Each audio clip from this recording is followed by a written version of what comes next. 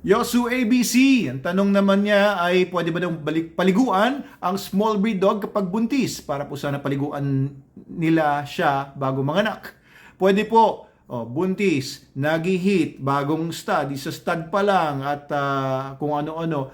Pwede pong paliguan yan. Parang tao din naman yan, no? Pwede naman maligo kapag magme-menstruation or pag buntis ang tao. Ganon din sa aso. Although ang mga dogs, hindi talaga sa kanila normal na maligo araw-araw kasi hindi naman sila bumabaho. Wala kasi silang scent, wala silang sweat glands na nagpo-produce ng pawis, nagkakaroon lagi ng bacterial maraming bacterial growth at nagko-cause ng amoy, ng bad odor. So sa mga dogs, ang gawin nyo lang precaution is number one, pagpapaliguan ninyo, dapat mainit yung panahon.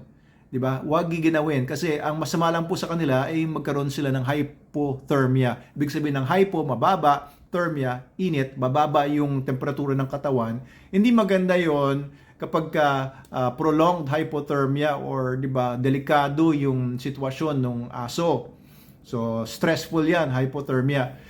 Kailangan papaliguan nyo, mainit yung panahon. Pangalawa, papaliguan nyo ng maligamgam na tubig lang, hindi yung sobrang lamig, tapos magre-react yung katawan niya. At kung papaliguan nyo, right after paliguan, tuyuin nyo kaagad, use a towel or yung blow dryer para matuyo kaagad. Kasi pagka nababad sa tubig, ayan, pwede mag-cause ng skin problems or hypothermia, etc. So, yun po yung mga precautions. And ito pa, very important, pagka kayo magpapaligo ng aso na may mga issues kagaya ng pagbubuntis or mag-heat or puppy pa lang na papaliguan nyo, use appropriate soaps. Ang pinakamagandang soap na magamit ninyo ay SDN, Super Dog. Marami kasing nagsasabi SDN soap daw to. Hindi po to SDN soap. This is Super Dog Soap. SDS. So, bakit itong recommend ko? Kasi ako gumawa nito, produkto ko ito. At pangalawa, bias lang konti. Pangalawa, wala kasi itong yung mga chemical ingredients. Alam niyo ba yung mga chemical ingredients na mga insecticide, pumapasok din yan sa bloodstream na absorb yan ng katawan ng aso, pati tao yung may mga insecticides yung mga aso ninyo like fipronil. It's proven na pumapasok yan sa mga fetus kung may buntis sa bahay ninyo tapos may aso kayo tapos na-treat ng mga insecticides. Nagpupunta yan din sa environment at maaari maka-apekto po yan sa inyong mga pinagbubuntis. So, ito po ang maganda dito sa Super Dog Soap. Hindi siya makaka-apekto ng masama doon sa puppies ng mga buntis na mga aso kasi natural yung ingredients natin dito.